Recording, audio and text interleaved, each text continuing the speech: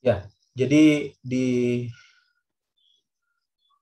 bagian ini teknik pembakaran itu adalah proses combustion ya, ilustrasinya seperti ini di layar ya. Jadi ada proses nyala api, ada api yang menyala berarti ada bahan bakar yang terbakar. Nah, dari bahan bakar yang terbakar ini jelas membutuhkan oksidator atau membutuhkan oksigen sehingga nyala tersebut atau api tersebut masih tetap bisa menyala.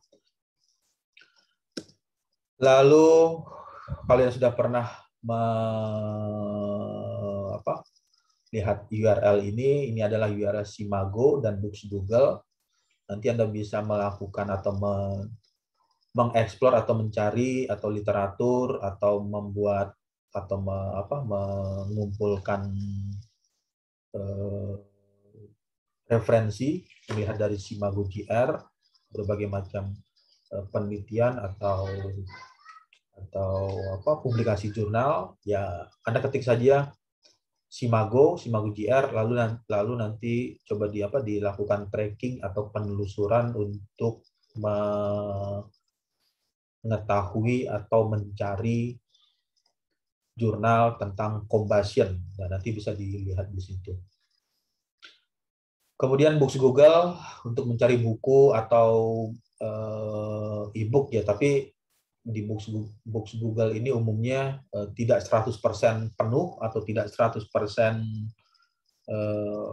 e-book tersebut ditampilkan halamannya. Kalau misalkan halamannya ada 100 halaman, ya dia hanya menampilkan beberapa bagian, misalkan ada yang bisa ditampilkan halamannya, ada yang di hidden atau disembunyikan. Tapi bisa membantu juga untuk memberikan informasi atau sedikit membaca informasi dari buku-buku yang ingin dicari atau yang ingin diperoleh.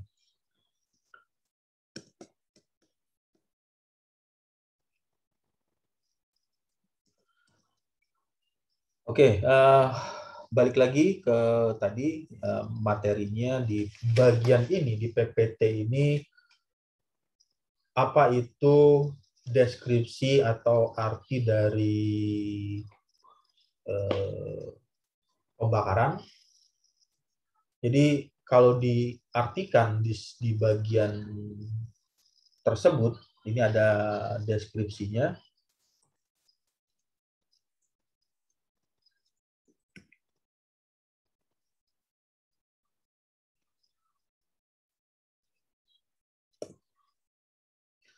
Teknik pembakaran adalah cabang ilmu termofluida. Nah, kenapa dikatakan termofluida? Karena yang tadi dijelaskan di sebelumnya, pembakaran itu menghasilkan produk thermal, menghasilkan produk panas. Nah, karena dia menghasilkan produk panas atau produk thermal, berarti dia berhubungan dengan termo atau thermal, yang diartikan termofluida karena pembakaran membutuhkan oksidator. Oksidator itu adalah oksigen.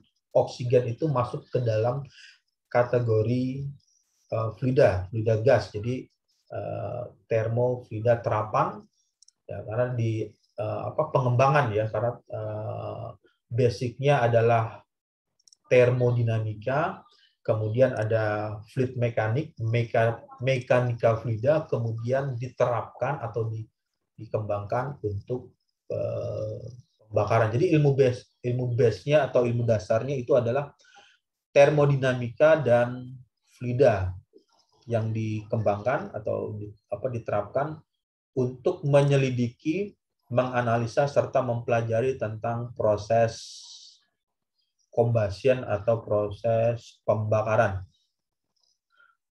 Bahan bakar, fuel, serta sifat dan kelakuan atau perilaku dari flame atau nyala api. Nah, jadi proses pembakaran itu selalu menghasilkan atau mengeluarkan flame atau nyala api.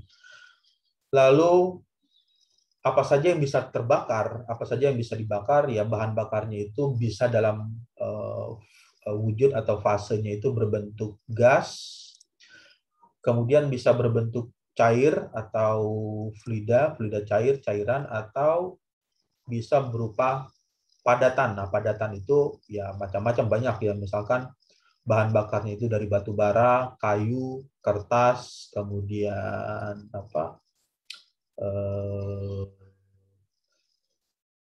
misalkan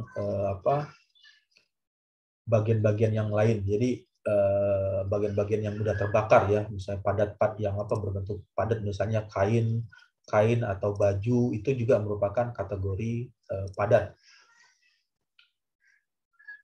Lalu unsur apa yang paling umum atau paling yang mendasari kenapa bahan bakar tersebut bisa terbakar ya? Yang paling mendasar, bahan bakar itu memiliki unsur C atau unsur karbon.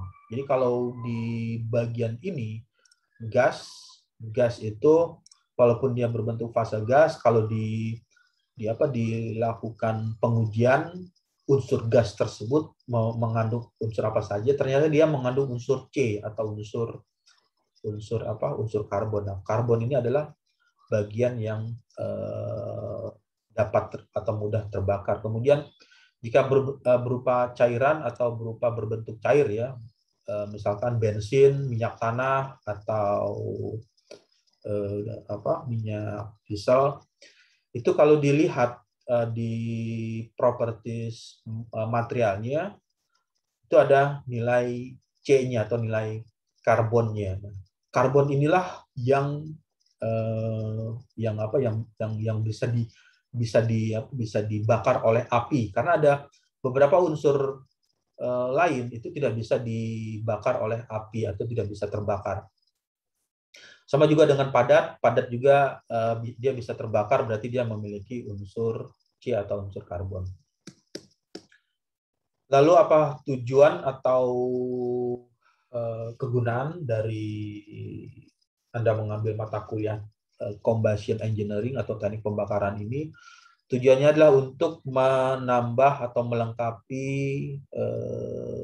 kemampuan atau skill dari mahasiswa, sehingga Anda bisa menerapkan hukum dasar aerotermochemistry. Jadi ada kata termo berarti berhubungan dengan termodinamika.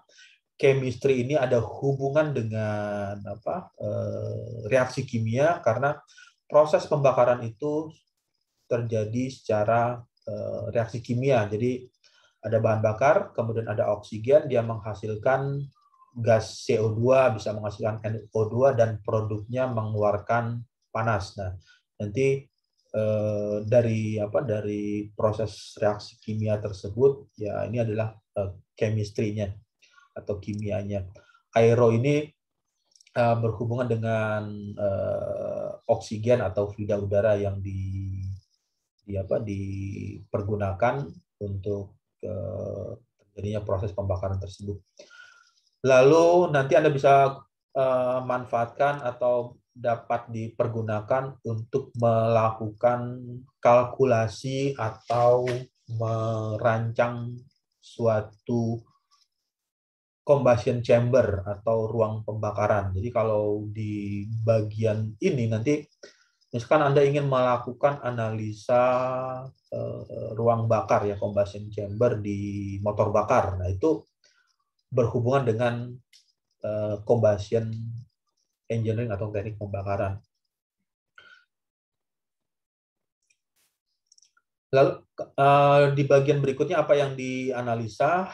Ya, ini menganalisa nyala api dan mengembangkan pengetahuan dalam bidang teknik pembakaran, terutama yang berkaitan dengan pemanfaatan praktis proses pembakaran serta dampak yang ditimbulkan terhadap lingkungan. Proses pembakaran ini karena dia menghasilkan gas buang atau emission, maka dia memberikan pengaruh terhadap lingkungan. Pengaruhnya macam-macam, bisa menimbulkan temperatur, menaikkan suhu atau temperatur, atau menimbulkan pencemaran lingkungan, atau juga bisa menyebabkan berpengaruh terhadap ekosistem suatu tempat tertentu, misalkan bisa berbahaya terhadap manusia atau berbahaya juga terhadap makhluk hidup yang lain seperti hewan, tumbuhan, dan lain sebagainya. Nah, karena dia mengeluarkan emisi, nah emisinya itu yang sulit untuk diserap oleh lingkungan atau sulit untuk terurai ke lingkungan sehingga menyebabkan pemanasan atau kenaikan temperatur atau menimbulkan global warming.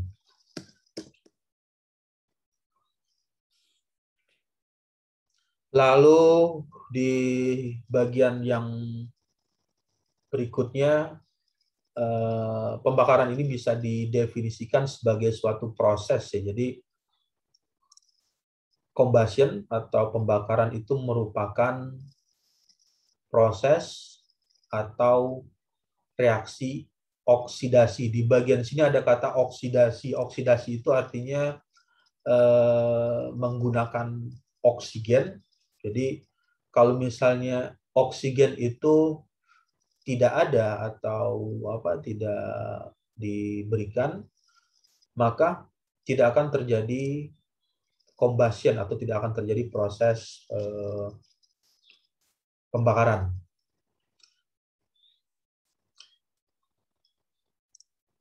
Jadi pembakaran didefinisikan sebagai proses oksidasi yang sangat cepat antara bahan bakar dan oksidator dengan menimbulkan nyala dan panas. Ini adalah produknya. Jadi produk dari proses pembakaran itu mengeluarkan nyala. Nyala itu ya nyala berupa nyala api atau berupa cahaya atau berupa nilai panas yang dihasilkan. Tampilannya seperti ini. Ini adalah gambaran mudahnya atau sederhananya seperti apa pembakaran itu ya. Ini adalah proses combustion atau proses pembakaran. Di sini ada kayu yang dibakar dengan adanya udara yang mengelilingi. Kalau ini tidak terisolasi, jadi ini terbuka bebas sehingga api atau nyala api masih tetap menyala. Nah, ini adalah proses pembakaran. Kemudian pembakaran adalah suatu runutan atau susunan reaksi kimia antara suatu bahan bakar dan oksigen disertai dengan produksi panas yang kadang disertai cahaya dan bentuk padar atau api ya. Jadi ini adalah proses combustion atau proses pembakaran. Lalu apa arti dari warna-warni atau warna nyala api tersebut ya? Jadi kalau dilihat diperhatikan kalau misalkan Anda melakukan foto atau melihat secara visual, secara langsung di nyala api tersebut, ada warna-warni atau warna-warna yang keluar ya, ada warna kuning, jingga, dan warna biru. Nah, warna tersebut memiliki kegunaan atau memiliki nilai temperatur yang cukup memberikan temperatur yang berbeda-beda. Jadi ada warna kuning. Kalau misal Anda melakukan pengukuran atau mengukur ya berapa nilai temperatur yang dikeluarkan warna kuning dengan warna jingga ya, nanti coba saja melakukan percobaan di rumah. Anda menghidupkan lilin lalu diukur, diletakkan termokopel di bagian sini, diletakkan alat ukur termokopel, nanti bisa dibaca di alat ukur tersebut berapa nilai suhunya untuk warna biru. Kemudian warna kuning, warna jingga. Nah, karena warna-warni ini memberikan nilai temperatur yang berbeda, nanti ada kegunaan-kegunaan tertentu, misalkan untuk memanaskan pada suhu yang, untuk memanaskan pada sistem pemanasan yang tinggi, diperlukan warna apa? Apakah berwarna kuning, atau berwarna jingga, atau berwarna biru? atau warna yang lain. Jadi, nah ini adalah hal yang yang perlu menjadi bagian menarik juga. Jadi nanti kalau misalnya Anda merancang suatu reaksi pembakaran atau ruang bakar untuk temperatur bisa atau mampu menghasilkan temperatur tertentu, berarti Anda harus bisa menghasilkan nyala api yang memiliki warna seperti apa untuk temperatur tertentu. Nah, ya, ini adalah penjelasannya. Kalau dilakukan pengukuran ya, kalau misalkan menggunakan pengukuran dengan alat ukur termokopel atau alat ukur temperatur. Untuk temperatur yang berwarna biru, di sini ada warna biru, kemudian ada warna kuning, ada warna merah, ini ada warna orange. Warna merah itu berarti ini ya, warna merah itu api berwarna merah seringkali terlihat pada api unggun. Jadi kalau Anda suka atau mengikuti perkemahan membakar api unggun, itu seringkali atau umumnya warna yang keluar adalah warna merah.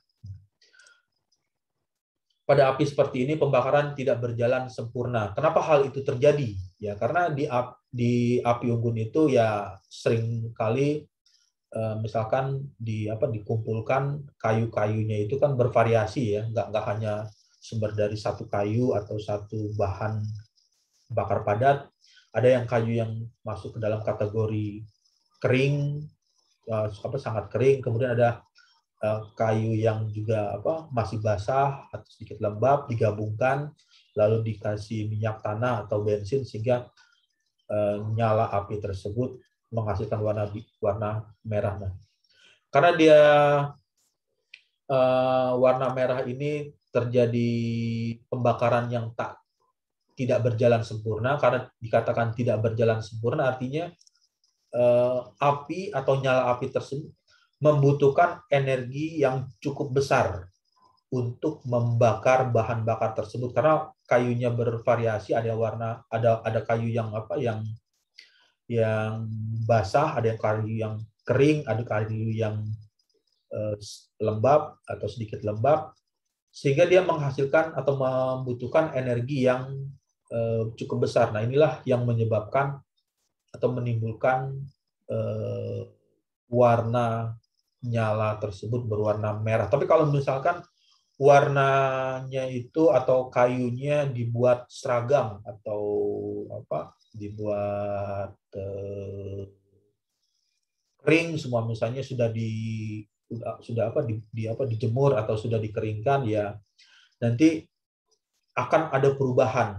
Jadi nanti di bagian tertentu ada warna yang lain yang keluar, bisa warna kuning atau berwarna biru. Nah, artinya api tersebut tidak terlalu besar membutuhkan energi untuk membakar bahan bakar padat tersebut atau bahan bakar berupa kayu tersebut.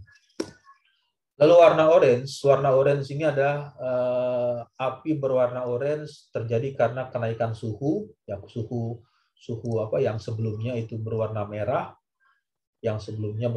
Ketika suhu meningkat atau suhu bertambah dan energi yang dihasilkan semakin tinggi. Nah, karena dia sudah terbakar, artinya uap air yang berada di dalam kayu yang lembab tersebut sudah mulai menghilang atau sudah mulai keluar atau terbuang atau menguap, sehingga energi yang dikeluarkan untuk nyala api tersebut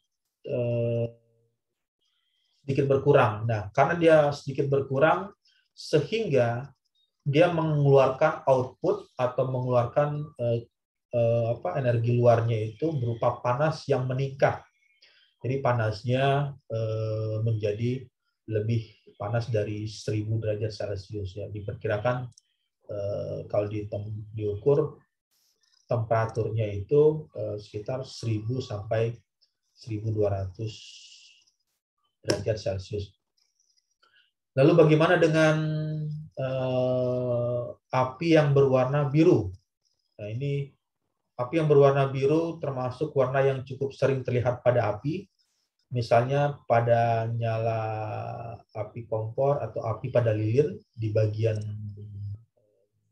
slide sebelumnya tadi ada warna biru. Warna ini atau warna biru tersebut hanya akan muncul ketika jumlah, di sini ada kata jelaga ya.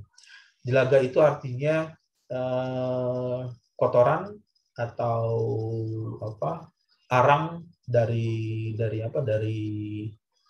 kompor atau tempat perapian tersebut tidak banyak atau berkurang, maka dia memberikan warna yang biru. Nah, jadi untuk menghasilkan nyala api yang berwarna biru pada alat pemanas atau pada kompor itu, yang perlu diperhatikan adalah kebersihan dari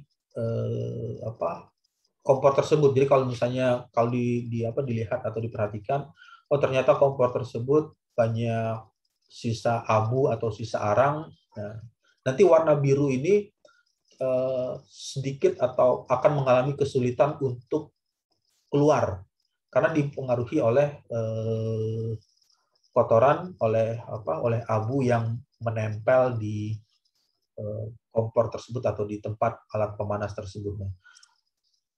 Ini fungsinya, bagaimana caranya menghasilkan nyala api tersebut supaya bisa berwarna biru.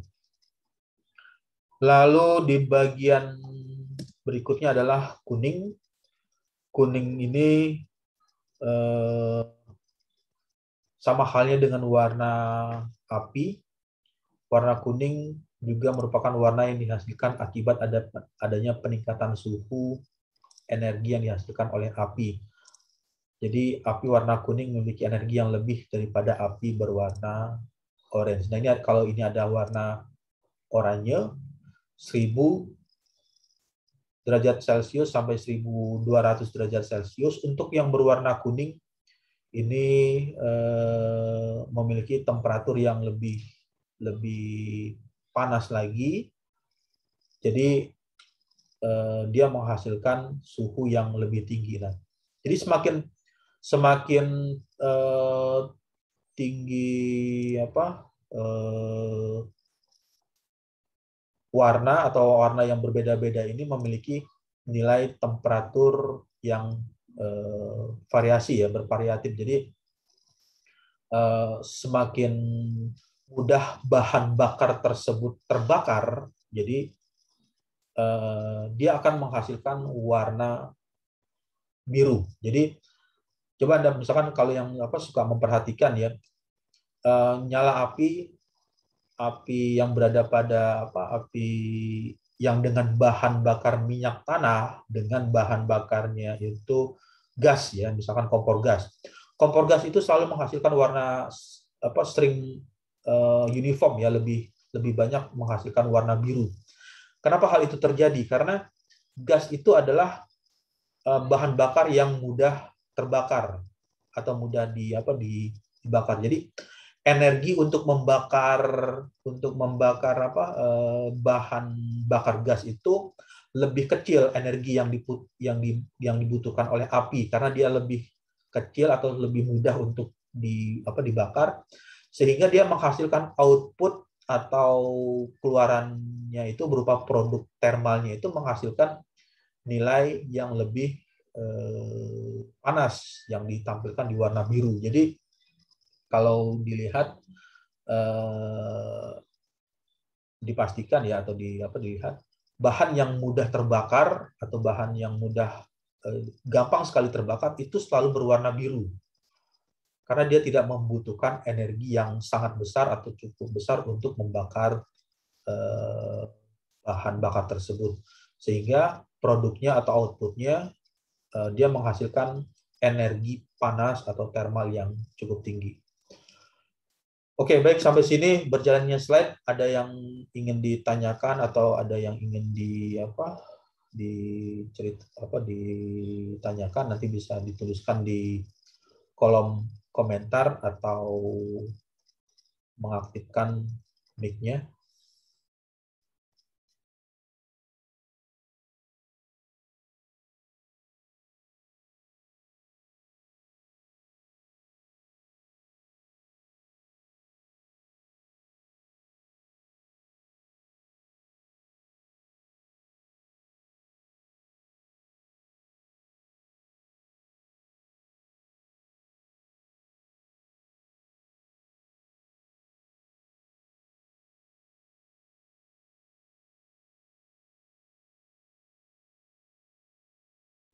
Pak, saya mau nanya, Pak. Ya, bisa Karakteristik mengaktifkan on mic-nya, jadi bisa ter-record gitu. Mengaktifkan on cam ya. Oh iya, Pak.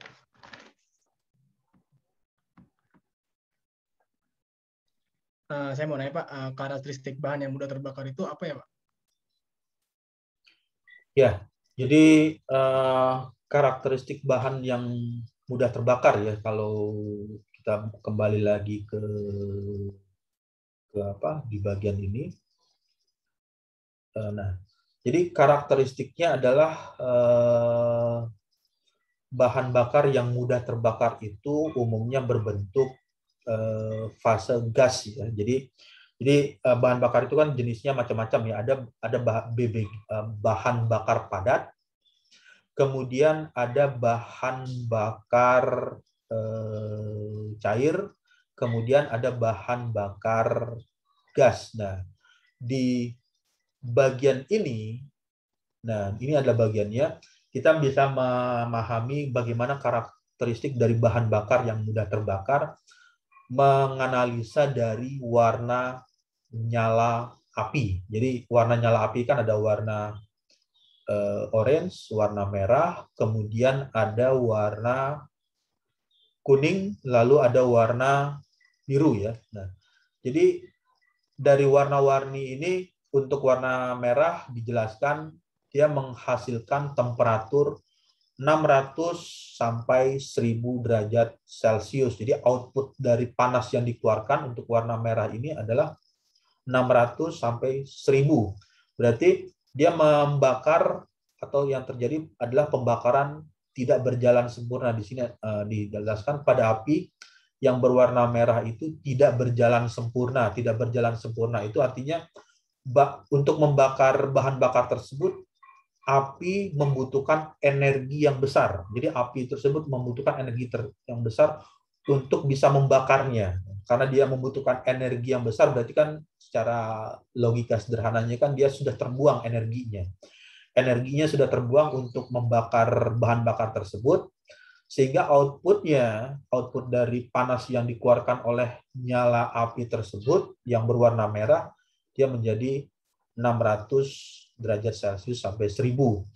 Lalu yang jadi pertanyaan bahan bakar apa yang mudah terbakar ya? Yang mudah terbakar ya artinya bahan bakar yang berwarna biru ya. Nanti bisa dilihat yang berwarna biru itu kan sering kali diamati, atau kalau kita melihat itu sering terjadi kalau misalnya memanaskan dengan atau melakukan pembakaran dengan bahan bakar yang berupa gas. Jadi gas itu mudah sekali untuk terbakar.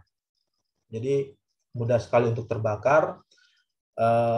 Karena dia mudah terbakar, berarti nyala api atau api tersebut hanya sedikit mengeluarkan energi, sehingga banyak energi tersisa dari api tersebut yang outputnya itu dia menghasilkan nilai panas yang lebih tinggi. Jadi menghasilkan nilai temperatur yang di atas 1500 derajat Celcius. Jadi warna biru, warna api yang bersumber dari bahan bakar gas itu mudah sekali untuk terbakar. Kemudian setiap bahan bakar itu kan ada padat, ada cair, kemudian ada gas, ada namanya unsur C, unsur karbon. Jadi unsur karbon kalau dilihat unsur C atau unsur karbon yang berada pada bahan bakar gas atau yang berada pada fase gas itu cepat untuk dibakarnya, karena dia berupa yang halus ya, karena udah berupa gas itu kan berupa bentuk yang berupa fluida ya, fluida yang memiliki partikel atau ukuran yang lebih kecil, sehingga dengan sedikit energi yang dikeluarkan oleh api yang menyala, titik nyala api, maka langsung membakar bahan bakar tersebut. Beda halnya dengan bahan bakar yang padat.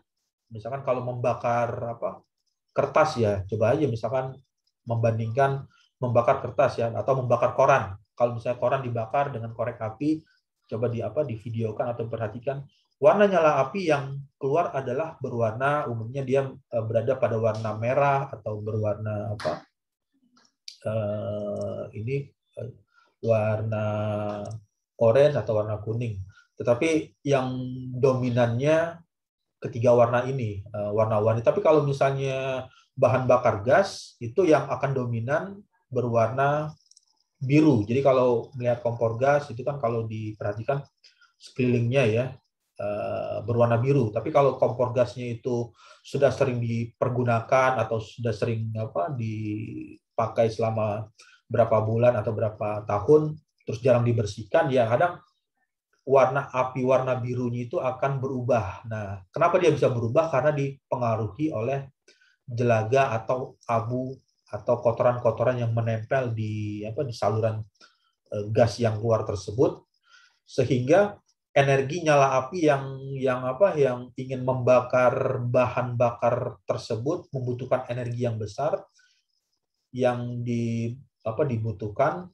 Inilah yang menyebabkan outputnya itu temperatur yang keluar menjadi berkurang. Jadi pertanyaannya, bahan bakar seperti apa yang mudah terbakar? Yaitu adalah bahan bakar yang fase atau wujudnya itu dalam fase dalam wujud gas atau wujud berupa gas. Nah, ini yang cukup menarik juga. Misalkan Anda merancang bahan bakar, katakanlah bahan bakarnya itu sumbernya padatan, misalnya batu bara itu kan berupa padat. Lalu karena karakteristik dari bahan bakar yang mudah terbakar itu dalam fase gas, bagaimana merubah bentuk padat tersebut dirubah menjadi bentuk gas? Jadi misalkan bahan bakar tersebut berupa padatan batu bara, lalu dihaluskan, ditumbuk berupa serbuk menjadi serbuk-serbuk halus, kemudian ditambahkan cairan khusus atau larutan khusus. Nah, ketika larutan tersebut diaduk atau dicampurkan dengan serbuk batu bara, kemudian dirubah fasenya menjadi fase gas berupa spray atau droplet, itu akan lebih mudah terbakar. Nah, itu yang bisa menghasilkan warna nyala apinya lebih panas jika fasenya bahan bakar itu atau wujud dari bahan bakar tersebut berubah menjadi ke fase gas. Jadi kalau diurutkan, misalkan dari urutannya dari sebelah kiri ke kanan ya, misal kalau kiri itu ada padat, kanan itu cair, yang paling kanan itu adalah gas. Jadi yang paling akhir itu adalah fase gas menghasilkan pembakaran yang memberikan produk nilai panasnya itu lebih tinggi. Nah, jadi kalau mencoba melakukan inovasi ya, nanti bisa saja nanti Anda buat tugas akhir bagaimana merubah bahan bakar padat yang mudah terbakar dengan merubah fasenya, jadi merubah wujudnya. Jadi misalkan batu bara itu, untuk memanaskan atau menyalakan batu bara itu temperaturnya ketika padat dengan dirubah ke dalam fase cair dengan fase gas itu akan berbeda. Nah, nanti ya kalau misalnya Anda bisa mengembangkan itu atau ingin melakukan tugas akhir, ya nanti bisa saja diimprove atau dikembangkan, membuat bahan bakar padat menjadi bahan bakar gas yang mudah terbakar. Nah, itu merupakan inovasi juga. Jadi dengan bahan bakar yang bentuknya padat, kemudian dilakukan suatu cara tertentu atau mekanisme khusus atau treatment khusus, sehingga dirubah ke dalam fase gas, lalu dipanaskan dengan titik nyala, bisa menghasilkan atau mengeluarkan nyala api yang berwarna biru. Ya, jadi seperti itu untuk bahan bakar. Jadi bahan bakar yang mudah terbakar itu adalah dalam kondisi berupa gas atau berupa fasenya berupa fase gas. Baik Pak, makasih jawabannya.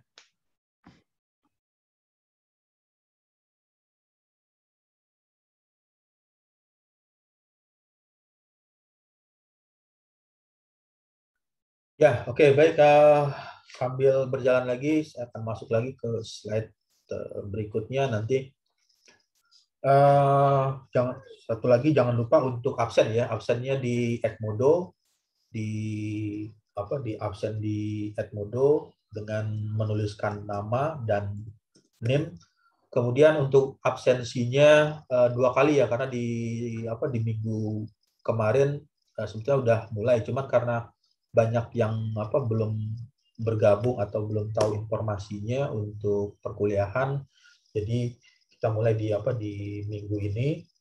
Nanti Anda absen di Edmodo dengan menuliskan nama, diketikkan di situ nama, NIM, namanya siapa, dalam kurung NIM, untuk memudahkan atau melakukan input absensi disiapkan, jadi nanti bisa dimasukkan input absensinya.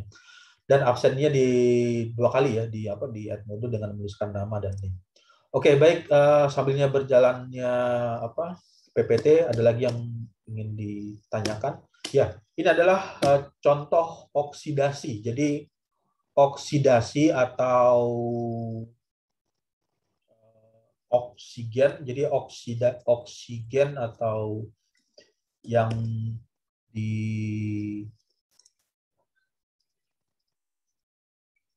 ditulis atau yang dikatakan sebagai oksidasi, oksigen atau O2, rumus kimianya itu bisa menyalakan atau menghidupkan nyala api, tetapi dia juga selain menghidupkan atau menyalakan nyala api, oksigen juga bisa menimbulkan karat. Ya, ini kalau dilihat di sini, ternyata oksigen itu menyebabkan penuaan ya, jadi atau menimbulkan pengaratan. Jadi kalau material seperti besi yang tidak dilapisi bagian cat atau lapisan tertentu, dia akan berkarat akibat bersentuhan senyawa dengan oksigen. Lalu apa yang dimaksud dengan oksidator? Oksidator itu adalah senyawa yang memiliki kemampuan untuk mengoksidasi senyawa lain. Nah, di bagian ini adalah oksidatornya atau yang menjadi atau yang berfungsi sebagai oksidator itu adalah oksigen atau O2 untuk mengoksidasi senyawa lain. Nah, senyawanya itu kalau di pembakaran kan tadi ada bisa senyawanya itu ada CH4, kemudian ada C, misalkan ada karbon. Nah, ketika dia bersentuhan dengan O2, O2 itu adalah oksigen, maka dia akan terbakar yang menghasilkan api yang menyala atau mengeluarkan panas.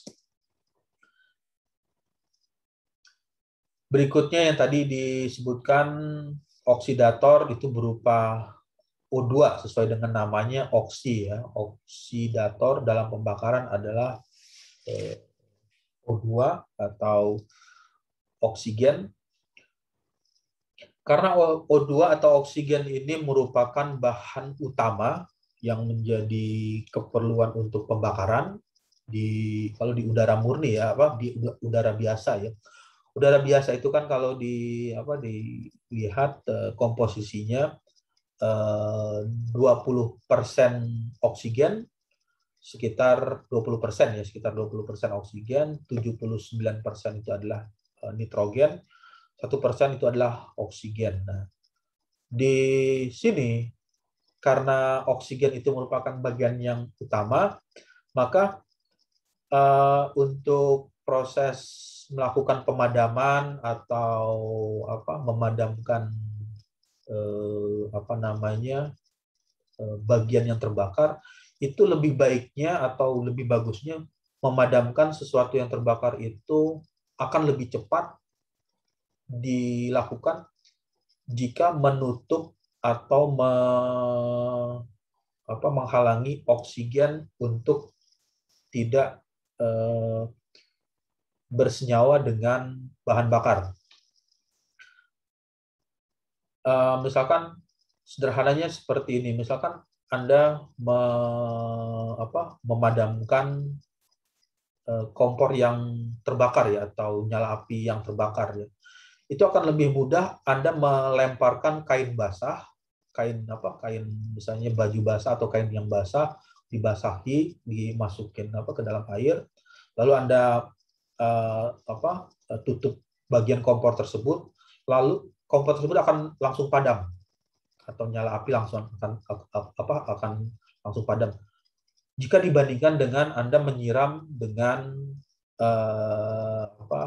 dengan air, misalkan ada yang terbakar disiram dengan air, kadang air itu belum bisa langsung menutup oksigen, menutup O2.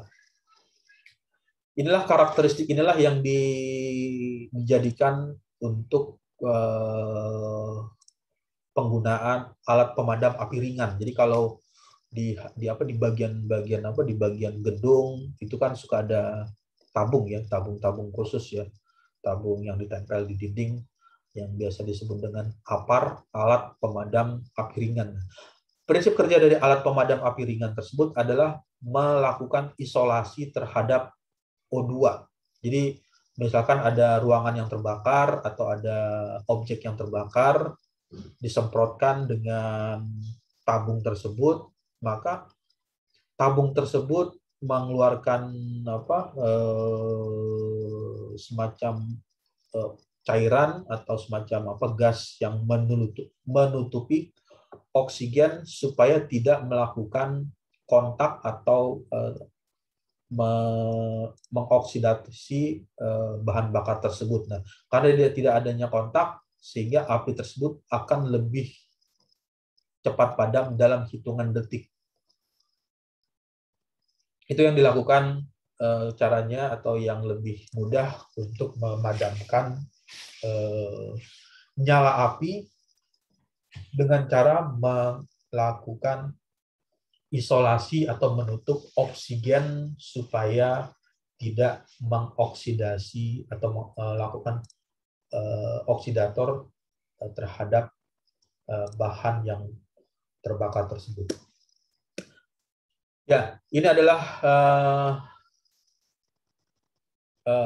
reaksinya ya, reaksi pembakaran. Jadi suatu reaksi pembakaran lengkap, suatu senyawa bereaksi dengan zat pengoksidasi, dan produknya adalah senyawa dari tiap elemen dalam bahan bakar dengan zat pengoksidasi. Jadi di bagian ini adalah CH4. CH4 ini adalah rumus dari bahan bakar. Di sini ada unsur C. C itu ada karbon. C itu kalau dilihat di susunan berkala, kimia ya. Jadi ada tabel periodik kalau itu. Coba saja dilihat, C itu adalah simbol C untuk karbon, H ini adalah hidrogen, ini adalah hidrogen, ada karbon, hidrogen. Lalu ada O2. O2 ini adalah oksidatornya, jadi yang melakukan oksidasi untuk membakar bahan bakar tersebut. Jadi kalau misalnya ininya dibuang atau ditutup atau dihilangkan, maka tidak akan terjadi pembakaran. Jadi pembakaran atau combustion itu dia nggak akan menghasilkan ini. Tapi kalau ada O2, O2-nya tetap melakukan kontak atau bersenyawa dengan ini, dengan CH4, 2H2, CH4 ini, maka akan terjadi burning atau terjadi combustion atau pembakaran. Outputnya adalah ini. Jadi CH4 ditambah 2O2 tanda panahnya satu kali, itu artinya reaksinya adalah reaksi kimia, reaksi satu arah. Satu arah artinya dari arah kiri ke arah kanan. Jadi dia tidak akan bisa kembali lagi ke kanan. Kalau misalnya tanda panahnya bolak-balik, berarti reaksi fisika artinya bisa kembali lagi ke kondisi awal. Ini adalah reaksi satu arah, tanda panahnya satu garis dari kiri ke kanan. CH4 ditambah 2O2 menghasilkan CO, CO2, CO ini artinya karbon dioksida, kemudian menghasilkan uap air berupa uap evaporator, 2H2O, dan panas. Jadi panas tersebut ini adalah output dari proses pembakaran. Ini merupakan reaksi stoikiometri. Nanti coba diketik aja di keyword di Google stoikiometri. Kalau dilihat di bagian ini, reaksi stoikiometri itu adalah reaksi keseimbangan. Dikatakan seimbang antara sisi kiri dengan sisi kanan sama. Nah, ini yang tanda panah ini ada sebagai tanda tengah ya, tanda pertengahan. Tanda bagian tengah, ini ada tanda tengahnya. Jadi sisi kiri dengan sisi kanan itu sama. Dikatakan sama seperti apa maksudnya? Di bagian kiri, C-nya ada 1. Kemudian di bagian kanan, C-nya juga sama, ada 1. Jadi input sama dengan output, nilai C-nya ada 1. Lalu H-nya bagaimana? H-nya ada 4, karena di sini ada simbolnya 4. Jadi 4, lalu bagaimana di kanan? Yang di kanan juga sama, 4, karena ini diartikan ini adalah koefisien dari H2. H2 jadi 2 dikali 2. 2 dikali 2 itu artinya sama dengan 4. Ya. Juga ini H-nya ada 4 hidrogennya. Kemudian bagaimana dengan O2? O2 itu oksigen. Oksigen 2 dikali dengan 2. 2 dikali 2 hasilnya 4. Sama juga dengan yang sisi sebelah kanan. O-nya ada 2. Kemudian di sini 2 dikali dengan, di sini ada nilai 1 ya. 1 itu nggak dituliskan. Jadi 2 dikali 1. 2 dikali 1, 2 ditambah dengan 2. Jadi nilainya oksigennya 4 dan di bagian kiri juga 4. Itu adalah reaksi keseimbangan. Jadi tidak ada yang berubah dari masanya atau dari reaksinya itu. Jumlah nilai unsur kimianya sama, C-nya sama. Kemudian setelah melakukan pembakaran juga menghasilkan nilai C yang sama, H-nya juga sama antara sisi kiri dan sisi kanan. Sama, berikutnya di bagian yang kedua juga sama. Ini 2H2 ininya 4, ini juga sama, 2 kali 2 4. O2 oksigennya 2, di sini 2, dan ini juga sama 2 karena 2 dikali dengan 1. Jadi artinya reaksinya sudah seimbang, 2H2O. Dia menghasilkan outputnya itu berupa panas ya. Ini yang tadi ada penjelasan di e-booknya itu berupa termo atau termodinamikanya itu karena dia mengeluarkan nilai panas. Kemudian chemistry-nya itu adalah reaksi kimianya. Dan berikutnya juga ini juga sama, CH4 dibakar dengan oksigen, lalu ditambah dengan 7,5 2N2 nitrogen, 7,52 ya, 7,52 nitrogen ya, dilihat di bagian sisi kiri dan sisi kanan. Sisi kiri C-nya 1, ini juga 1, oksigen 2 dikali 2 4, kemudian oksigen ini 2 ditambah dengan yang ini 2 dikali 1 2, 2 ditambah 2 hasilnya 4 sama 7,52 nitrogen ini dikali 2 ya, 7,52 dikali 2 sama juga dikali dengan ini 7,52 dikali dengan N2.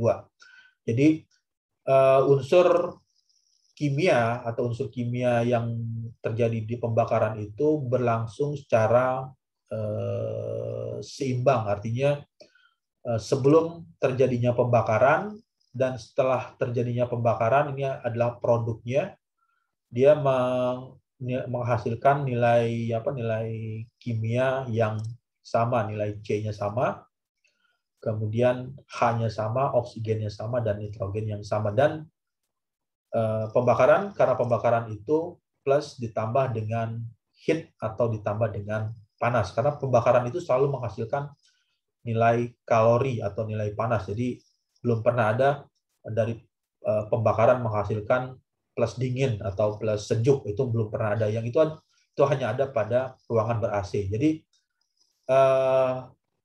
seperti itu. Jadi reaksi pembakaran selalu menghasilkan nilai kalori atau nilai panas. Lalu di bagian berikutnya sambil masuk ke slide berikutnya, ada yang ingin ditanyakan?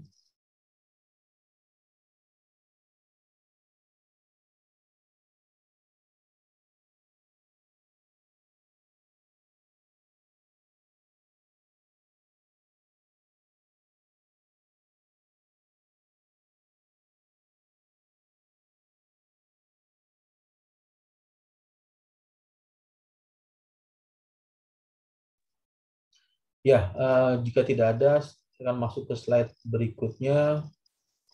Nah, ini adalah suatu ilustrasi ya, ilustrasi yang mudah untuk dipahami. Ada namanya perfect combustion, pembakaran ini ya, perfect combustion, pembakaran sempurna, good combustion, pembakaran baik, kemudian incomplete combustion artinya pembakaran tak sempurna. Jadi incomplete itu artinya pembakaran tidak lengkap atau pembakaran tidak sempurna. Di pembakaran sempurna, fuelnya itu yang sebagai contohnya itu adalah dia menggunakan bahan bakarnya itu adalah H2C, hidrogen dan karbon, yang bahan bakar yang ingin dibakar. Kemudian bersenyawa atau melakukan kontak dengan air, udara. Udaranya itu ada O2, udara biasa ya, O2, ada oksigen, dan nitrogen. Lalu di bagian sini ada proses tadi, stoikiometri, yang seperti ini. Ini adalah proses reaksi pembakaran yang disebut dengan stoikiometri. Kemudian di sini terjadi perfect combustion, pembakaran sempurna, yang di bagian selanjutnya dia menghasilkan output. Ini adalah keluaran atau outputnya itu dia mengeluarkan N2 karena dia bersenyawa juga dengan unsur nitrogen. Lalu outputnya itu CO2 dari hasil pembakaran, karbon dioksida, dan mengeluarkan atau menghasilkan H2O. Dan terakhir, dia pasti pembakaran menghasilkan heat atau mengeluarkan panas. Untuk good combustion, sama bahan bakarnya sama seperti ini ilustrasinya. Dia masih menggunakan H2O, menggunakan udara, pembakaran baik ya. Tetapi apa yang membedakan? Dia membedakan N2, outputnya itu nitrogen, CO2, H2O, dan ada tambahan oksigen. Nah, kenapa dia menjadi good atau menjadi baik, pembakaran baik, sedangkan ini menjadi pembakaran sempurna? Dikatakan pembakaran baik ya karena dia mengeluarkan oksigen, karena oksigen nanti bisa terurai lagi ke lingkungan atau bersenyawa lagi dengan udara yang di lingkungan. Artinya di bagian ini good combustion ini lebih banyak udara yang masuk jika dibandingkan dengan bahan bakar. Jadi kelebihan oksigen. Jadi oksigen yang disuplai di udara yang ditiupkan di situ, oksigennya lebih banyak jika dibandingkan dengan bahan bakar, sehingga outputnya itu oksigen tidak 100% habis bersenyawa dengan bahan bakar, sehingga dia mengeluarkan sedikit sisa O2-nya, sisa oksigen yang tidak bersenyawa dengan bahan bakar. Dan yang dihasilkan adalah heat atau panas. Nah, ini ada panas. Lalu bagaimana dengan incomplete combustion atau pembakaran tidak sempurna? Nah, ini adalah pembakaran tidak sempurna. Pembakaran tidak sempurna, outputnya itu selain mengeluarkan, dia akan mengeluarkan panas, tapi dia menimbulkan smoke, asap yang lebih pekat atau lebih ngebul atau lebih banyak. Dan reaksinya itu kalau misalnya ini bahan bakar yang digunakannya itu adalah H2C, lalu ini adalah udara yang masuk, air atau udara yang masuk dengan kandungan udara tersebut, air itu adalah oksigen, nitrogen, dia mengeluarkan CO. CO itu karbon mono ya, mono artinya satu, karbon monoksida, dan mengeluarkan asap. Jadi bisa dilihat di sini mengeluarkan CO2, ini CO2, dan ini CO, karbon monoksida. Ini sering kali terjadi ya kalau Anda melihat asap kendaraan bermotor, itu kalau di knalpotnya itu banyak keluar asap yang ngebul atau asap-asap hitam atau asap yang pekat, itu sudah dipastikan yang terjadi di combustion chamber atau ruang pembakaran dari motor kendaraan atau sepeda motor atau kendaraan roda 2 atau roda 4, itu sudah dipastikan dia masuk ke dalam pembakaran yang tak sempurna. Jadi incomplete combustion. Jadi dia mengeluarkan CO ini berbahaya terhadap polusi lingkungan atau terhadap pembuangan udara yang berpengaruh terhadap lingkungan. Dan smoke ini ya asapnya menghasilkan asap yang berwarna putih atau berwarna pekat. Ini adalah ilustrasinya ya, ilustrasi yang paling mudah dipahami.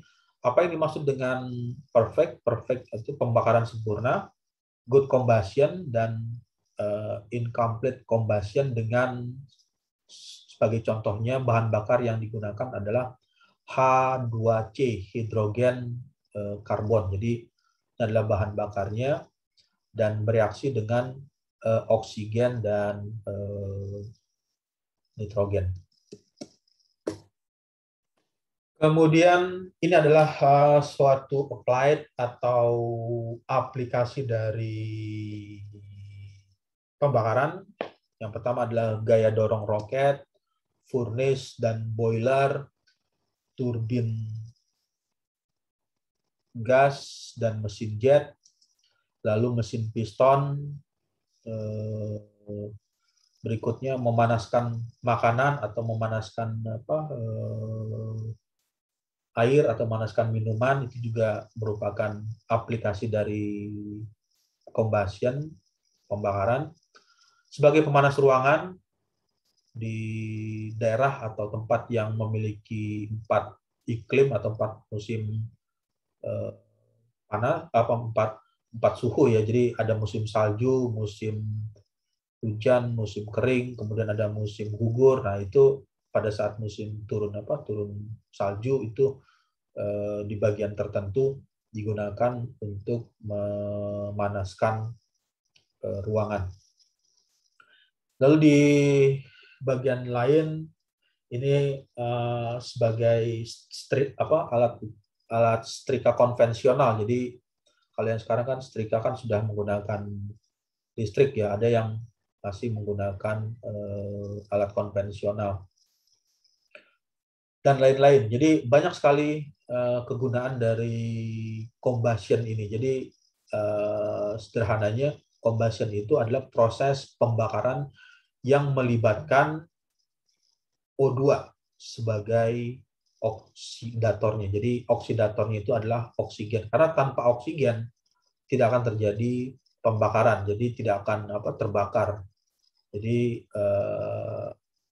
pembakaran itu terjadi jika ada oksigen yang bersenyawa dengan bahan bakar atau bercampur dengan bahan bakar. Kemudian klasifikasi pembakaran, ada pembakaran konvensional, lalu pembakaran non-konvensional. Nah, di sini pembakaran konvensional itu adalah oksidasi bahan bakar yang disertai nyala. Jadi bahan bakarnya tersebut atau bahan bakar tersebut terbakar sampai mengeluarkan flame atau nyala atau menimbulkan temperatur yang tinggi. Lalu bagaimana dengan non-konvensional? Nah, non-konvensional ini bahan bakar tidak disertai nyala. Jadi api tersebut tidak menyala, maksudnya tidak menyala sampai berwarna kuning, merah, biru atau orange. Jadi tidak mengeluarkan nyala. Oksidasi bahan bakar yang tidak disertai nyala atau flame itu adalah yang konvensional. Nah, bisa saja yang konvensional itu ya contohnya seperti nyala arang yang terbakar ya. Jadi kalau diperhatikan Anda membakar sate atau membakar arang itu kan hanya membara saja atau menyala saja, berwarna merah saja ininya, tapi tidak menimbulkan api yang menyala atau berupa flame yang berada di bahan yang terbakar tersebut. Lalu klasifikasi yang lain ada pembakaran dikategorikan sebagai subsonik. Nah, ini sering terjadi dalam kehidupan sehari-hari ya, seperti memasak air, memanaskan masakan dengan menggunakan kompor atau dengan alat pemanas, yaitu adalah kategori subsonik. Subsonik itu ya proses pembakarannya tidak begitu cepat, artinya tidak terlalu cepat. Jadi nyala apinya itu lebih dalam waktu yang cukup tidak terlalu lama ya, atau tidak terlalu cepat. Jadi masuk kategori subsonik. Ya contohnya misalkan menyalakan lilin ya, nyala lampu lilin itu merupakan masuk ke dalam kategori subsonik. Kecepatan rambat gelombang lebih rendah dari kecepatan suara. Nah, ini yang dimaksud dengan tadi subsonik, artinya perambatan dari nyala api yang membakar sumbu lilin tersebut tidak lebih dari kecepatan suara. Jadi ketika Anda menyalakan lilin kan bisa bertahan sampai 1 jam, ada kalau misalnya lilinnya panjang bisa sampai 2 jam atau 3 jam, ya artinya kecepatan untuk menghabiskan lilin tersebut atau sumbu lilin tersebut tidak cepat seperti kecepatan suara atau kecepatan bicara. Nah, dia masuk ke dalam kategori subsonik. Lalu bagaimana kalau proses pembakarannya itu sangat cepat sekali? Jadi sekali bakar langsung habis, sekali bakar langsung habis. Jadi kalau membayangkannya itu ya membakar lilin dalam hitungan detik lilin tersebut atau sumbu lilin tersebut langsung terbakar dalam hitungan sepersekian detik. Nah, ini kategori dari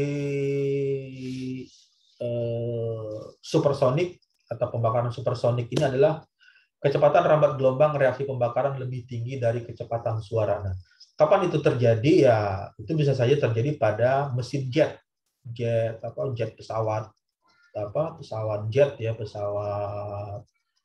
mesin jet yang di dalam ruang bakarnya itu, combustion chamber-nya itu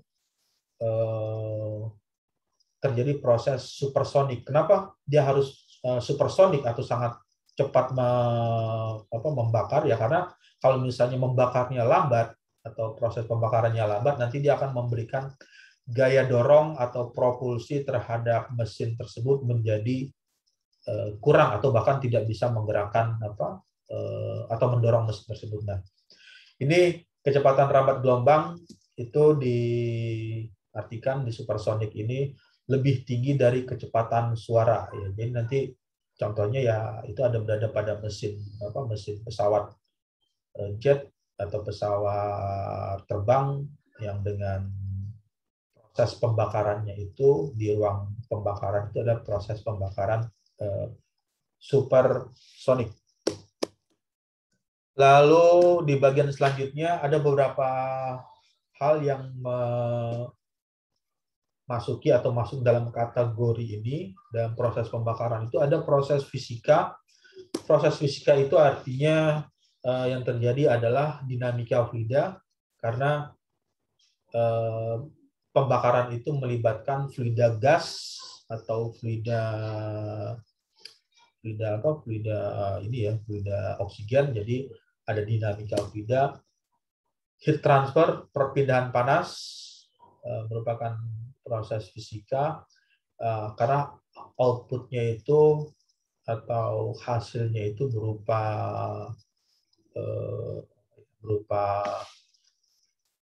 proses fisik yang terbakar sehingga mengeluarkan nilai panas, perpindahan massa. Lalu bagaimana dengan proses kimia? Ya tadi ada proses reaksi kimia yang dikenal dengan istilah stoikiometri pembakaran. Jadi pada proses pembakaran atau combustion itu ada namanya reaksi kimia atau stoikiometri combustion. Kinetika reaksi, jadi kimia dari reaksi kimia tersebut menghasilkan gerakan dari bahan bakar yang bersenyawa menghasilkan reaksi kinetik. Jadi bahan bakar ketika bersenyawa dengan oksigen dan bersenyawa dengan bahan bakar dengan oksigen, dia menghasilkan reaksi kinetik atau gerakan pada reaksi kinetik selama pembakaran tersebut berlangsung. Lalu yang ketiga adalah termodinamika. Dia menghasilkan nilai termal, nilai yang berhubungan dengan teori-teori termodinamika. Nah, ini umumnya yang sering terjadi pada proses pembakaran, ada proses secara fisika, proses kimia, dan proses termodinamikanya. Pak, saya izin bertanya, Pak Samira. Pertanyaan saya gini, dalam proses pembakaran kan namanya kita tahu kan ada berapa zat itu, kayak ada liquid, solid, gas, sama plasma. Nah, untuk pada pembakaran ini kan kita nyebutin sebelumnya tentang warna-warna api tersendiri itu. Nah, api itu termasuk dalam wujud zat apa sih Pak? Ataukah dia plasma kah? Atau dia dibilang gas menurut Bapak? Ya, untuk api, jadi untuk apa? Kita misalkan balik lagi ya ke ilustrasi yang tadi. Nah, ini untuk fase itu kan kalau yang sering kita kenal itu ada fase padat, fase berupa padatan, kemudian ada fase cair, ada fase gas. Nah, kalau di bagian ini tadi kan pertanyaannya apakah api tersebut masuk ke dalam kategori fase apa ya? Apa fase padat, cair atau gas ya? Seperti itu ya pertanyaannya ya. Nah, Iya Pak. ya, jadi kalau diartikan, kalau misal melihat wujudnya kan ada warna-warni, ada warna biru, warna kuning, warna merah, ada warna orange ya. Kalau misalnya disebut fase gas, fase padat ya, api tidak bisa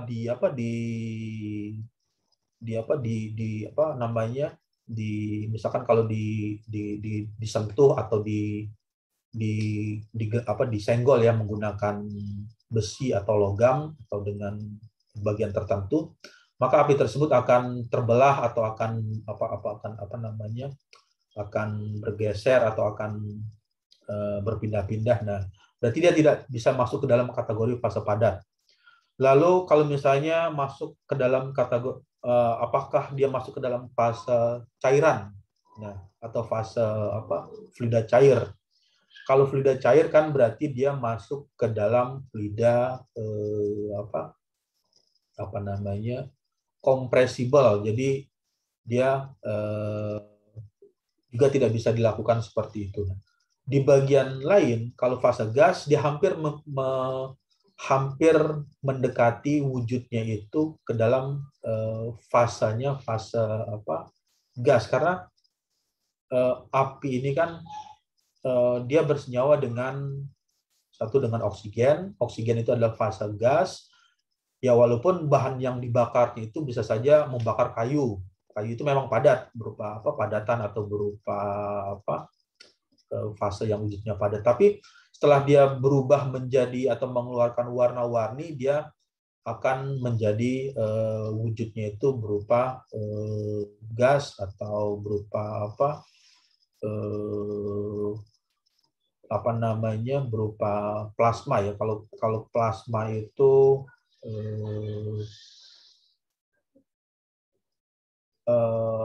seperti ada yang pernah, tapi kalau melihat dari ini dari wujud yang paling mendekati fasenya itu kan, kalau yang secara umum atau secara dasar itu kan fase itu atau bentuk itu ada padat, cair, gas. Nah, dia lebih mendekati atau lebih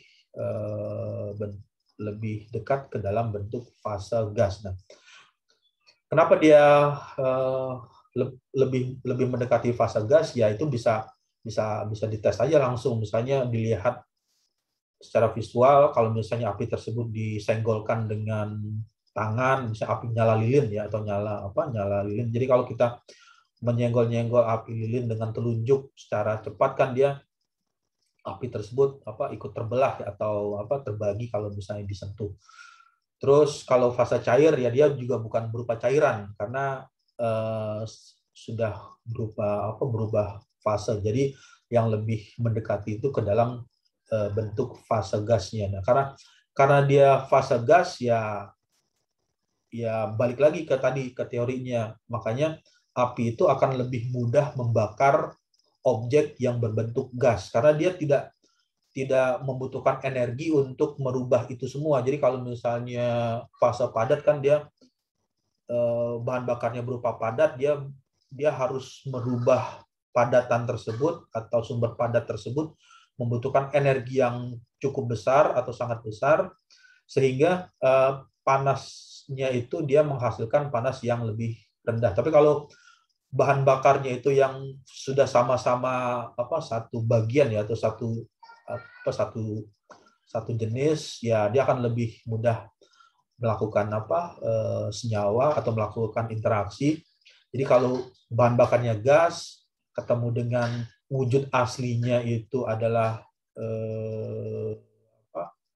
hampir mendekati fase gas atau seperti karakteristiknya seperti itu, ya dia akan lebih mudah terbakar dengan kondisi bahan bakar yang berwujud atau fasenya adalah fase gas. Jadi api ini menarik ya kalau mempelajari fenomena nyala api. Jadi dengan warna-warni api tersebut kita bisa memberikan atau mengeluarkan temperatur yang bermacam-macam atau temperatur yang variasi jadi ada fase dari fase bahan bakar yang berbahan bakarnya itu padat dengan cair dengan gas itu memberikan nyala yang lebih baik ketika bahan bakar tersebut dalam kondisi fasenya gas. Nah, jadi ada sedikit kemiripan. Jadi karena dia hampir mirip atau menyerupai berupa gas, ya api itu akan lebih mudah menghasilkan panas yang lebih tinggi pada fase yang ini, fase bahan bakarnya itu berbahan bakar wujudnya wujud gas. Jadi kalau pertanyaannya apakah api itu masuk ke dalam kategori padat, cair atau gas, kalau saya lihat atau kita mempelajari atau menganalisa ini, api itu lebih mendekati wujudnya itu atau bentuknya itu ke dalam fase gas. Jadi artinya yang namanya gas itu kan dia akan mengikuti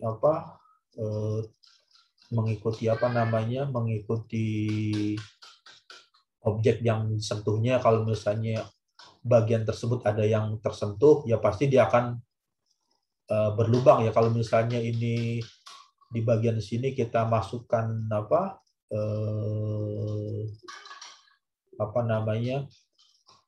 kawat atau benda yang tidak terbakar, maka api tersebut akan berlubang. Artinya dia akan mudah ditusuk ya, artinya mudah didorong dengan kawat. Tapi kalau misalnya fasenya itu dalam hal berupa padatan atau berupa fase yang padat, ya pasti akan sulit ditembus ya. Jadi lebih cenderung atau lebih mirip atau hampir mendekati kondisinya itu karakteristiknya berupa fase gasnya, karena dari nyala api ini, api tersebut akan lebih mudah terbakar ketika membakar bahan bakar yang wujudnya atau bentuknya berupa gas. Jadi dia lebih sedikit mengeluarkan energi, sehingga produknya atau outputnya dia mengeluarkan panas yang lebih besar sampai 1.500 derajat Celcius. Jadi bisa lebih dari temperatur itu. Ya, jadi Oke, Pak. Terjawab. Ya, jadi kurang lebih seperti itu. Kalau api itu ya hampir mendekati ya. Jadi walaupun dia tidak 100% menyerupai, tapi ya dia hampir mendekati kondisinya itu kondisi gas. Jadi ya kita mengartikan atau menganalisanya dari warna nyala apinya. Jadi karena warna nyala apinya lebih tinggi pada warna ini, artinya dia lebih senang, lebih suka dengan fase yang hampir mirip dengan kondisi dia, kondisi wujud aslinya atau wujud kondisi awalnya itu adalah kondisi berupa gas. Ya, oke, baik. Ada lagi yang ingin ditanyakan sambil berjalannya slide, bisa tuliskan pertanyaan di kolom komentar. Kemudian jangan lupa untuk input absensi perkuliahan di Edmodo dengan menuliskan nama, nomor induk mahasiswa, kemudian NIM. Lalu ya ini tadi klasifikasi pembakaran, ada pembakaran konvensional, kemudian ada pembakaran non konvensional. Kemudian subsonik, ya subsonik ini yang tadi yang sering kali kita alami ya, terjadi di kehidupan sehari-hari. Artinya kecepatannya itu di bawah kecepatan suara. Misalnya kalau misalnya membakar kertas dalam waktu sepersekian detik, satu kertas HPS bisa terbakar dalam waktu katakanlah misalnya 1/1000 detik. Udah terbakar semua. Berarti dia masuk ke dalam kategori supersonik. Tapi kan belum pernah ada juga kejadian misalnya Anda membakar kertas koran atau kertas HPS ya, atau kertas A4, misalkan bakar dengan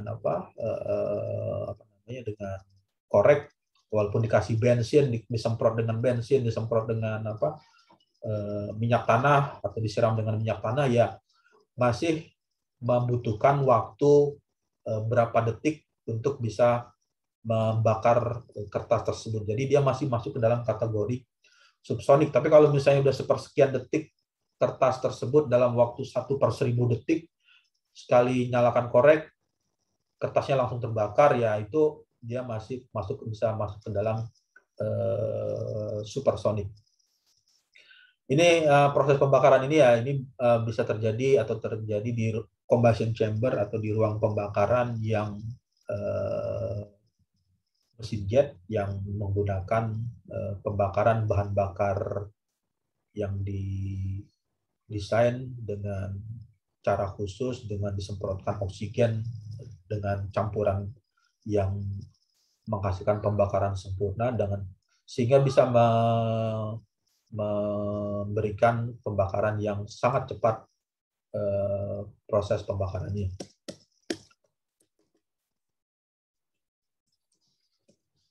Ya, ini di bagian lanjutan adalah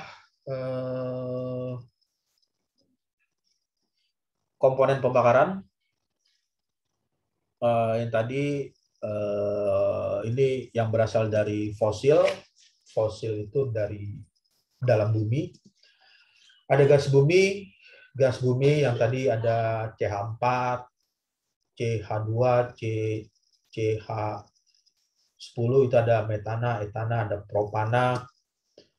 Kemudian produk cairan berupa bahan bakar cair, ini ada BBG, bahan bakar gas, ini ada bahan bakar cair berupa bensin, diesel, jet fuel, bahan bakar jet, fuel oil, minyak bakar, dan bahan bakar padat atau batu bara ya. Tidak hanya batu bara ya sebagai bahan bakar padat, itu ada bisa menggunakan kayu bakar atau menggunakan arang, itu kan masuk dalam kategori bahan bakar padat. Atau menggunakan kertas, tadi misalnya kertas koran atau plastik yang dibakar juga bisa terbakar, atau menggunakan daun kering atau ranting dan lain sebagainya. Itu adalah kategori dari bahan bakar padat. Lalu ketiga jenis bahan bakar ini, gas bumi, bahan bakar gas, BBG, bahan bakar cair, BBC, bahan bakar cair, BBP, bahan bakar padat, itu akan bisa terbakar jika ada O2.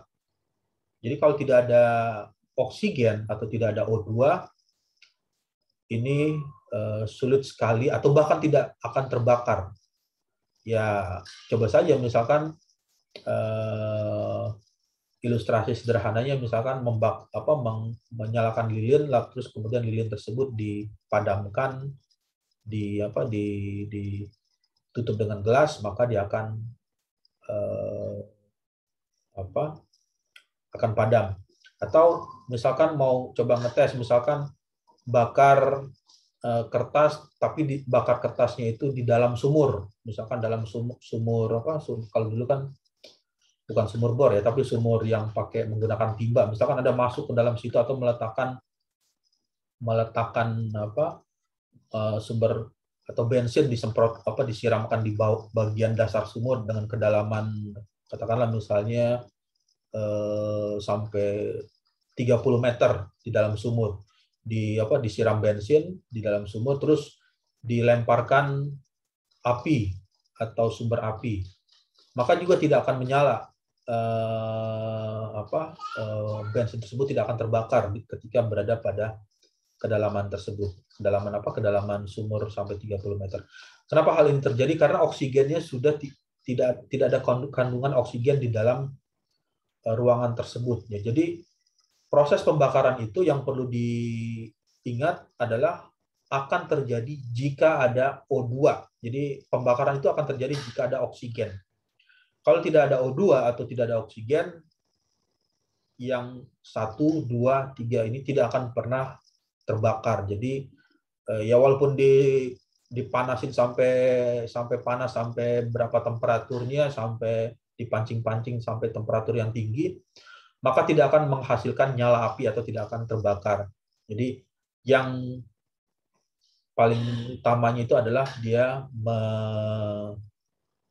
beroksidasi atau bersenyawa dengan O2 atau dengan oksigen. Jadi inilah yang menjadikan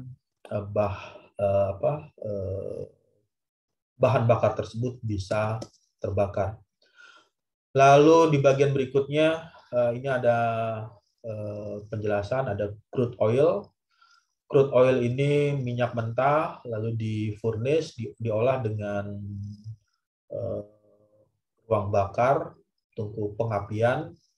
Pada bagian panas tertentu dia bisa terbakar ya.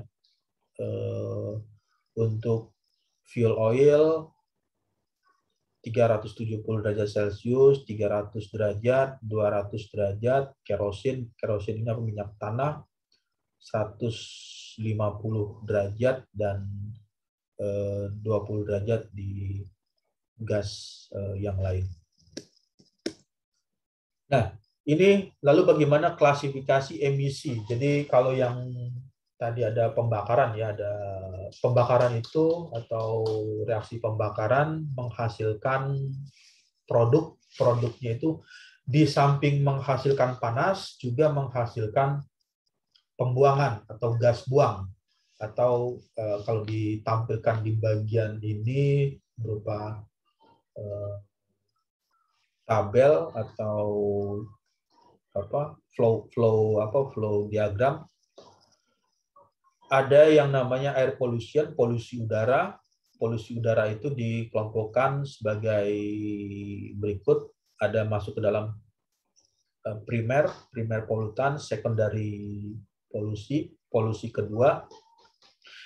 Primer ini ketika terjadinya proses pembakaran, umumnya dia selalu mengeluarkan 1, 2, 3, 4, 5, 6. Dia selalu mengeluarkan 6 ini. Jadi dia pasti mengeluarkan salah satu aja. Misalkan kalau nggak dia mengeluarkan karbon monoksida, atau dia mengeluarkan karbon dioksida, atau dia mengeluarkan sulfur atau mengeluarkan belerang pada saat pembakaran. Dia pasti mengeluarkan ini, primernya. Karena polusinya itu dia pasti mengeluarkan di salah satu bagian ini. Lalu secondary-nya itu polusi yang kedua atau pembuangan yang kedua. Ini bisa saja ada, bisa saja enggak. Jadi secondary, namanya second, itu bisa saja produknya itu menghasilkan sulfur trioxide, bisa juga tidak menghasilkan sulfur trioxide, dan juga bisa saja menghasilkan nitrogen, atau bisa saja tidak mengeluarkan nitrogen dioksida. Tapi kalau di primer ini pasti mengeluarkan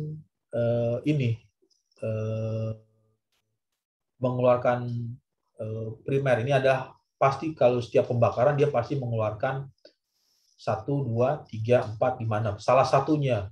bisa mengeluarkan monoksida atau bisa mengeluarkan karbon, ya pokoknya dia mengeluarkan salah satu, walaupun tidak semua bagian ini dikeluarkan semuanya, tapi bisa mengeluarkan ke salah satu dari bagian primer ini. Bagian primer ini pasti menjadi bagian polusi yang dikeluarkan dari hasil pembakaran. Lalu yang berikutnya air pollution, ya kalau dikategorikan atau diklasifikasikan ada yang ekstrim, dangerous, berbahaya, gas yang berbahaya, highly dangerous, cukup bahaya, bahaya tinggi, moderat, artinya tidak berbahaya tapi tidak terlalu berbahaya tapi menimbulkan gas yang temperatur yang mempengaruhi kenaikan suhu. Ini adalah gas-gas yang paling berbahaya, ekstrim ya, karbon monoksida. Ini karbon monoksida ini kenapa dia berbahaya ya, karena dia akan cukup sulit untuk diurai terhadap lingkungan. Jadi kalau misalnya ini berada pada lingkungan yang banyak pohon atau banyak tanaman rindang atau tanaman pohon-pohon besar, itu masih sulit untuk diurai oleh tumbuhan, karena tumbuhan itu kan dia bernapas dengan CO2 ya kalau pada siang hari, karbon dioksida. Tapi kalau yang ini dia mengeluarkan karbon mono, CO, jadi karbon monoksida. Jadi pada saat bersenyawa atau dihirup oleh tumbuhan atau tumbuhan yang pohon-pohon yang besar, tumbuhan atau pohon-pohon yang besar itu akan mengalami kesulitan untuk mengurai CO, karbon mono ya, CO, karbon monoksida. Tapi kalau misalnya CO2 yaitu mudah untuk diurai oleh tanaman. Nah, ini yang masuk ke dalam kategori karbon, kategori hasil polusi yang berbahaya. Lalu unburned hidrokarbon, jadi hidro itu artinya hidrogen dan karbon yang tidak terbakar. Nah, ini juga merupakan bagian yang cukup berbahaya atau sangat ekstrim ketika dibuang ke lingkungan. Nah, ini yang menjadi perhatian terhadap kendaraan ya, terhadap kendaraan bermotor. Itu berapa nilai CO-nya, berapa persen nilai CO-nya. Yang bagusnya itu ya CO-nya nilainya sudah sangat kecil, 0,0001% atau bahkan sudah tidak mengeluarkan CO lagi. Itu yang cukup baik terhadap lingkungan, jadi tidak mempengaruhi lingkungan. Ini lalu di highly dangerous, jadi bahaya dari gas polusinya ada nitrogen, sulfur, ini bahayanya tinggi juga, tetapi masih bisa diolah oleh lingkungan atau diserap oleh lingkungan. Di bagian ini hanya menimbulkan hangat atau ini, tapi dia masih berbahaya. Tapi kalau jika dibandingkan dengan yang 1, 2 ini, dia tidak terlalu memberikan pengaruh atau bahaya yang cukup mempengaruhi terhadap polusi udara. Oke, baik, sampai sini ada pertanyaan?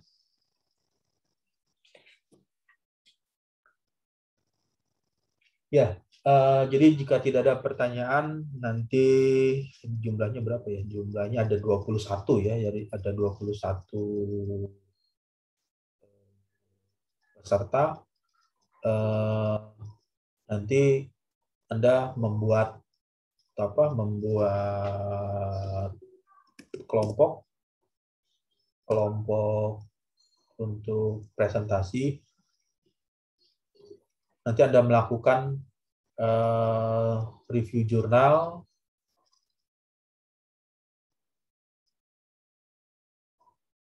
review jurnal dengan kelompok. Satu kelompoknya itu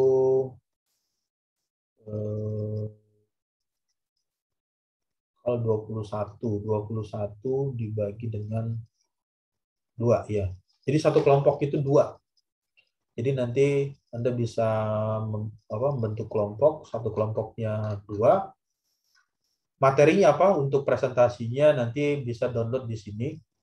Ada jurnal combustion 1, jurnal combustion 2, jurnal combustion 3, jurnal combustion 4. Nah, nanti Anda coba membaca materi tersebut di Edmodo, di download, nanti dibuat presentasinya seperti biasa. Kenapa di tiap mata kuliah saya ini saya selalu mengeluarkan mengeluarkan jurnal? Ya tujuannya adalah untuk membiasakan atau untuk melatih Anda membaca suatu artikel ilmiah. Artikel ilmiah itu berasal dari jurnal yang nantinya di bagian akhir Anda akan melakukan atau membuat skripsi atau proposal skripsi yang pasti mensitasi atau merujuk dari atau mengutip jurnal-jurnal ilmiah.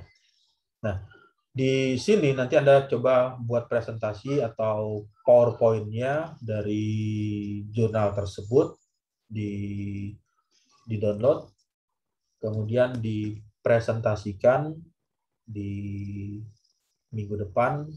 Untuk kelompoknya lebih mudahnya diurutkan berdasarkan absen ya. Jadi kalau kelompok 1 itu absensinya 1-2, ini kelompok 1, kemudian kelompok berikutnya kelompok 2 3-4, 5-6, 7-8, 9-10. Jadi ini kelompok 1, 2, 1, 2, kemudian 3, 4,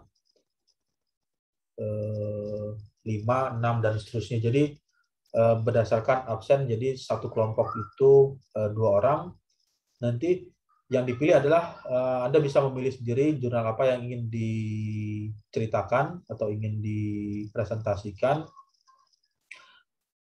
Kemudian untuk presentasinya nanti coba dibuat PPT-nya, PowerPoint-nya itu dibuat materi-materi yang kalimat yang penting saja. Jadi kalau membuat presentasi itu tidak seperti membuat copy paste atau misalkan diterjemahkan dari translate Google lalu copy paste pindah ke PowerPoint langsung di copy paste, tapi dari situ dibaca dulu misalkan untuk paragraf pertama dia cerita tentang apa, misalnya untuk intro untuk abstraknya dia menceritakan tentang apa kalimat paragraf kalimat pertama.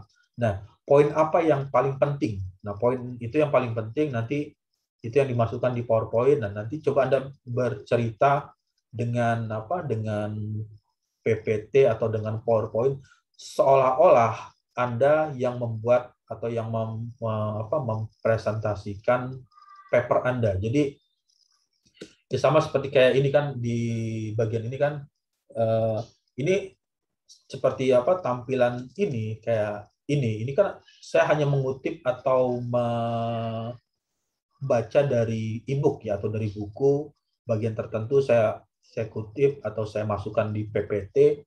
Sebetulnya di sini ada narasinya, banyak sekali narasinya, cerita dari buku tersebut atau dari e-book tersebut. Nah, cuman saya ambil poinnya, poinnya berupa flow diagram ya, diagram seperti ini. Terus Anda ceritakan dengan bahasa Anda sendiri, dengan narasi Anda sendiri ya, selama narasinya itu masuk dengan tampilan yang dikeluarkan. Jadi kalau misalnya tampilannya air pollution tapi Anda cerita tentang bahan bakar, katakanlah bahan bakar padat ya, jadi cukup jauh, artinya dia tidak menceritakan slide tersebut. Nah, di bagian ini nanti seperti itu pada saat Anda melakukan presentasi ya coba dipilih misalkan di bagian 1 dia menceritakan per bagian gas bumi. Gas bumi nanti Anda coba melatih untuk bicara hanya dengan menggunakan keyword kata kunci. Misalnya kata kuncinya adalah gas bumi, metana, etana, dan propana. Apa yang bisa di-improve atau bisa dinarasikan dari keyword ini? Misalkan gas bumi ini seperti ini. Nanti Anda cerita. Terus jadi melakukan presentasi itu berbeda dengan membaca membaca novel atau membaca koran. Itu berbeda. Kalau koran kan narasinya kan panjang ya deskripsinya. Jadi kalau di PPT atau di PowerPoint itu Anda baca dulu semuanya per kalimat, per paragraf, terus cari keyword atau kata kunci yang menjelaskan, misalkan untuk paragraf 1 ini dia cerita tentang apa. Nah, dia cerita tentang ini, nanti dari keywordnya tersebut nanti Anda coba membahasakan dengan bahasa Anda. Jadi presentasi itu sama seperti orang bicara, jadi seperti orang ngobrol. Jadi seperti orang bicara, nah yang diajak ngobrol itu ya adalah audiensnya. Nanti dengan audiens itu ada proses interaksi atau ada proses tanya jawab. Oke, baik. Jadi nanti seperti itu untuk presentasinya. Kemudian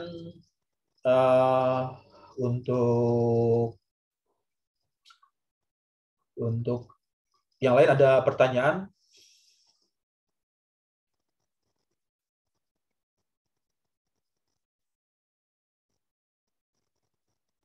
Untuk tiap minggunya kira-kira berapa kelompok Pak presentasinya? Satu kelompok. Jadi satu kelompok, kemudian satu kelompok. Jadi tiap minggu itu satu kelompok. Jadi minggu depan kita mulai di minggu depan kelompok 1, kemudian di minggu berikutnya kelompok 2, kelompok 3, 4, 5 dan seterusnya. Jadi presentasinya itu dimulai di minggu depan, dimulai dari kelompok 1, selanjutnya kelompok 2 dan seterusnya sampai selesai kelompoknya. Ya, ada lagi pertanyaan? Lalu untuk untuk tugas kelompoknya, kemudian nanti untuk tugas mandiri nanti Anda coba tulis di kertas. Kenapa saya menuliskannya itu tulis tangan, tidak menggunakan ketikan, karena tujuannya adalah untuk menghindari copy paste ya. Kalau misalnya copy paste itu kan kalau diketikan itu ya hanya misalnya yang satu sudah mengerjakan ya tinggal disebar ya, tinggal merubah-rubah nama. Tapi kan kalau ditulis tangan ya mau tidak mau ya Anda harus menulis sendiri terus membaca pertanyaan apa yang ditanyakan.